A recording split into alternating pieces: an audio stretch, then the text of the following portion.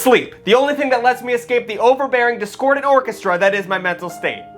This is supposed to be a comedy show, Tucker. Pull it together. Humans spend, on average, a third of their lives sleeping. A little bit more if you're a piece of shit like me. And scientists, you're never gonna believe this, don't know why we do that. Now, we've been aware that sleep is important for centuries. Honestly, it wasn't that hard to figure out, seeing as our bodies physically shut down if we don't do it. But when it comes to explaining why we need to sleep and dream, it's an entirely different story. The Greeks chalked it up to Hypnos, which was the god of sleep, who of course was the twin brother of Thanatos, which was the god of death, both the descendants of their father Nyx, who was the god of night. I really appreciate how the Greeks just wrote really crazy fan fiction to explain anything. The ancient Egyptians believed that dreaming was a state between life and death, and that you were communicating with your ancestors and the dead, which is kind of cool. Not Tim Burton Wattpad shit, but still pretty cool. And the Scandinavians believed that there was something called like a sleep hag that would walk around your town invisibly and sit on your chest while you slept, I think. I was very exhausted when I wrote this script. I might be making that up. But with all that being said, and even though we've made great strides in scientific development, we really still only know bubkiss about why we sleep. I mean, we're aware it has nothing to do with a town witch giving you a Cleveland steamer, but besides that, we're pretty lost without a paddle. So let's break down exactly how little we know about sleep so we can all be a little bit more anxious about our favorite time of day. Or night.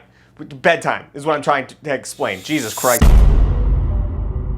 So let's begin by cracking this walnut wide open. We have no real clue about sleep. Like, as humans, we don't know what's going on. The issue is, it's really hard to study sleep as a concept. For most of the 20th century, data came from people self-reporting about, like, their own dreams and sleep patterns, which is very unreliable. Like, imagine if we had the same barrier to entry of penis size studies. Like, the national average would be a foot and some change. So you factor that in, as well as the fact that sleep is one of the most subjective experiences known to man, and you understand why we're still pretty confused about it. So here is the bare bones stuff that we still don't know about sleep. Number one, why do we do it? Why do we sleep? You would think if you dedicated your life to like studying sleep that you would have some fucking inkling, but these people have no idea. But yeah, no clue. I mean, there are some theories, but we really don't have any concrete evidence. Like, they understand what triggers sleep. We have that sweet, sweet circadian rhythm. Sun goes up, light comes out, our brain wakes up. Sun goes down, light goes away, your body floods with melatonin, and you fall asleep naturally, unless you're like me, who has no natural light in his apartment, and I can't tell if it's noon or midnight without looking at the internet. So that's great. But why does our body do this? Why, when the sun goes away, does my body collapse on the floor and trips balls for several hours? Not me or someone smarter than me actually knows. All we know is that if you don't do it, you die. Years of research, and that's all we can pull from the papers. Speaking of which, number two, why is sleep necessary? Answer, what are you, Socrates, with all these questions? Shut the fuck up. We know that without sleep, a bunch of bodily functions just start to shut down. Your immune system will fail. You have an extreme lack of judgment. You will start to hallucinate. Delusion, psychosis, and then eventually the big D. You die pretty hard. Which is insane if you think about it. If you don't lie down and close your eyes for at least a few hours a night, your brain literally explodes and then you die. It's what is that? What's the evolutionary purpose of that? Imagine if you're a caveman and all day you're trying to not get eaten by a jaguar, and then your body's like, oopsie, gotta take a nap. Hopefully you don't wake up halfway into the throat of something. So going crazy and dying are just symptoms of sleep deprivation, but why do they happen?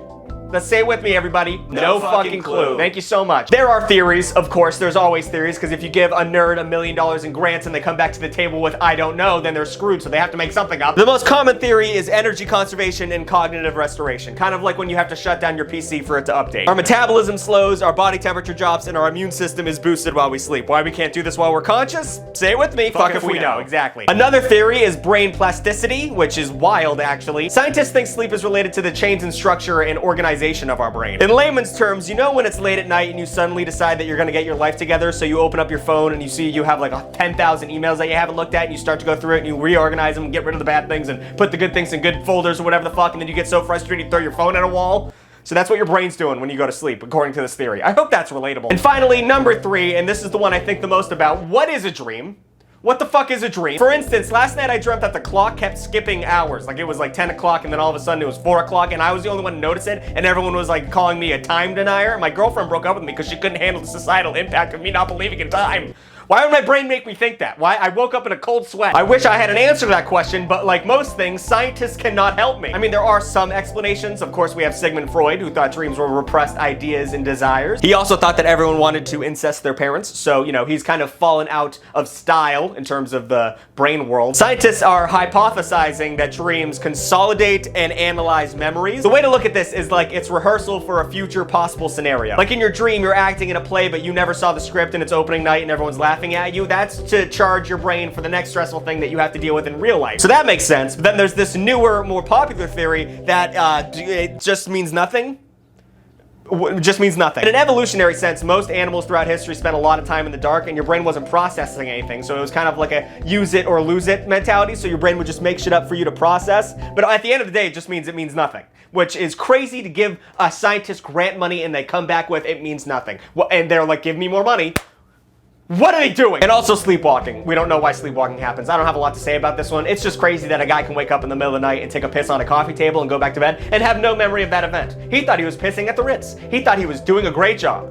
And you just have to deal with that, and scientists don't know why. It's so crazy. Holy moly, does this guy ever stop talking? Hi, I'm Tucker from the future. Quick question, have you ever been harmed in such a way that you thought out loud, boy howdy, do I deserve some financial compensation for my pain and suffering? Well, goodness gracious, could Morgan & Morgan have you covered? That's right, Morgan & Morgan again. I physically cannot be stopped. When you're seriously hurt, you deserve the best on your side. Your injury could literally be worth millions. That's right, millions with a big old M. Insurance companies often lowball offers when you get hit by a car or exploded by a rogue Roman candle. But Morgan & Morgan fights to get their clients what they deserve. It's got the insurance companies shaking in their wee little boots. Don't just take it from me. Look at all the money they've won for their clients over the past couple months. I mean, 12 million? That's a lot of, holy cow, 26 million. I will die before I see money like that.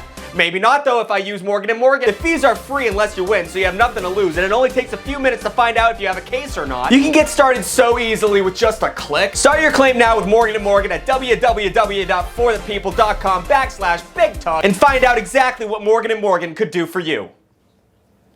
It's so funny. I don't know. I think it's funny that Morgan & Morgan lets me talk about them. I think that's great. So sleepwalking is just the tip of the iceberg when it comes to horrifying sleep conditions. There's sleep talking, sleep texting, even sleep peeing, something I did till I was 13 and no one knew about that until right now. I don't know why I said that. But despite all of those not being great, there are much, much worse conditions you can have. I have compiled a list of all the weird, wacky shit that your body might happen to do next time you lay down. Because if I have to deal with hypochondria-induced insomnia, you have to deal with it too. Now, thank you so much. Number one in the big dog, we have sleep paralysis. What a shit show. If you haven't experienced sleep paralysis, fuck you.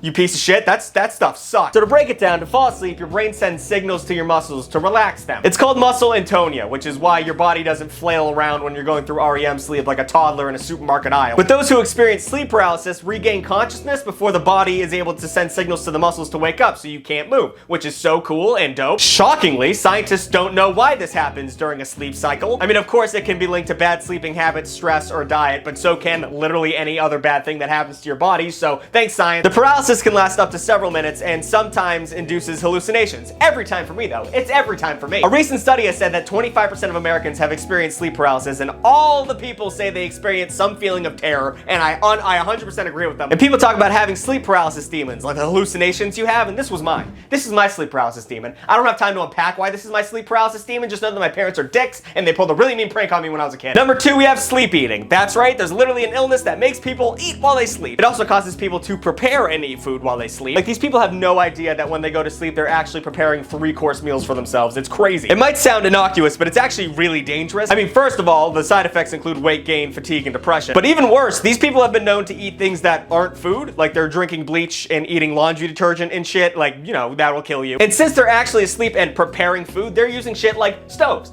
and knives. And those two things should be used when you're fully conscious. So they'll cut or burn themselves or set a house on fire, and the scientists, no idea why this happens. Hey, I would love to help you, but, you know, I'm not even fucking looking into it, bro. And then we have exploding head syndrome. That's a real name for a real syndrome. So people's heads don't actually explode, but what happens is as they're falling asleep and they're about to fall asleep, they hear a crazy loud noise, like they audibly hallucinate a noise. The sound is most often described as a gunshot, or an explosion, or a firework, or just whatever the fuck. And often, not every time, but it's accompanied with a bright flash, so you really feel like you're getting raided by the FBI. PTSD is not funny, but these people are having war flashbacks to a war they have never been in, which is kind of funny. Scientists don't know why this shit happens, but luckily conspiracy theorists do. That's all I can find on the internet. People think like aliens are beaming shit into their heads, and I don't blame them. This is horrifying. And of course you have things like narcolepsy, which is when you fall asleep during stressful situations, like, I don't know, getting into an argument or operating heavy machinery. And of course that's bad, but it wasn't as silly as the other ones, and if I'm anything, I'm a silly man who tells you silly things on the internet, and I will always deliver when you click on a video. So, you're welcome. So ever since like sophomore year of college, I have been a pretty bad insomniac. If you can't tell by my rapidly deteriorating face and the bags under my eyes, I don't sleep a lot. But 10% of adults in America actually deal with an insomnia, and 1 in 12 people take sleeping pills, and a lot of those sleeping pills are benzos, and benzos are a type of drug that's more addictive than heroin and will kill you if you try and get off of them too quickly. So maybe we should look into alternative methods. So here are my list of things I looked up on the internet to try and help myself sleep better, and some of them worked, and some of them were so silly it made me angry. Number 1, try and stay awake, which is counterintuitive as shit, but it actually works, and it made me once again very upset. It seems counterintuitive, but you will actually fall asleep quicker if you just pretend like you don't give a shit and you stay up longer. Scientists call it paradoxical intention. It's a fancy word for reverse psychology on yourself, but it only works if the person feels like they're genuinely making a choice and not just tricking themselves. Like it's a placebo effect kind of thing. Like you can't just be like, huh, I'm gonna stay awake, I'm not just fucking around. Like no, you have to, like, I don't know, go cook a whole meal. Like pretend like you have shit to do, and then your body will be like, all right, I guess we'll fall asleep. It is BS that you have to trick your brain like that, but you know, you're your own worst enemy, to quote Lit. Number 2, we have ASMR videos. There is so many ASMR videos, and I've gone down a rabbit hole, and it is insane. I personally enjoy watching rain videos, like rain sounds. That's because it's not like a TV show where there is actually dialogue and I have to pay attention a little bit. That'll keep me up, but it has enough sound where the demons won't keep talking to me. But there are so many specific types of rain sound videos out there that it's almost hilarious. There's regular rain sounds. There's rain sounds on a tin roof. There's rain sounds in a car while you're on a highway and cars buzz by you. There's also other crazy sound videos that I don't even touch, like frying bacon or the sound of a Hemi engine playing for 12 hours. Let's just listen to that real quick. Enjoy your sleep, everybody. But apparently there's actually science to this that would make your brain go to sleep faster if you listen to one of these videos. Gentle sounds are known to induce oxytocin, which are known to make human beings relax a little bit more. I don't know about that Hemi engine shit, but you know, some people are into that. Plus you get to pretend that you're like in a little bit of a rainstorm, or your mom's cooking you bacon in the next room, or you're inside of an engine. That video's crazy. Number 3, we have eating cheese. You don't gotta tell me twice. There is no better sleeping aid than eating shredded cheese in your underwear by the glow of the fridge at 3 a.m. I'll tell you that much. Cheese contains tryptophan, which is that same stuff in turkey that makes you feel all sleepy and full. It helps produce both serotonin and melatonin, and it's a delicious low-maintenance bedtime snack that you don't really need to clean up after, unless you get some on your chest hair, then you have to sweep it off, which I'm such a bummer. But it's also been known that if you eat too much dairy before bed, you'll have nightmares. I don't know if that's true, and also a lot of people will poop themselves if you're lactose intolerant, like moi. But besides that, you'll sleep better. And finally, blowing bubbles.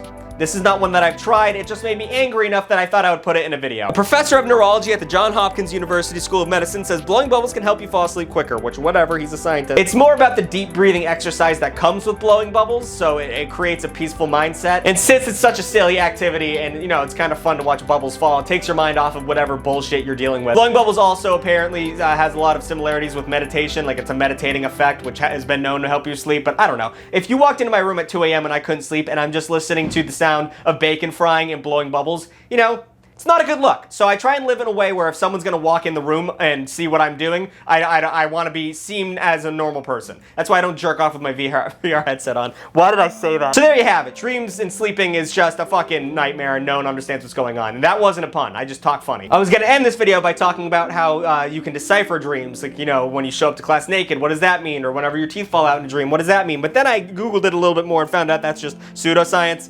Like there's no real scientific basis for that. So I decided not to talk about that. Have you had any crazy ass dreams that you want to share with the class? Go ahead and comment down below. And while you're at it, like, subscribe, and click that notification bell. I don't know if that notification bell does anything, but it would be really cool. Also, I have merch. And also follow me on other social media. And also, watch all my other videos. What are you doing? It's whatever, it's Saturday. It's gonna be late. I'm making this video way too late. I fucked up and all my footage got fucked up. I'm gonna hold Abby. All right, everyone have a good one.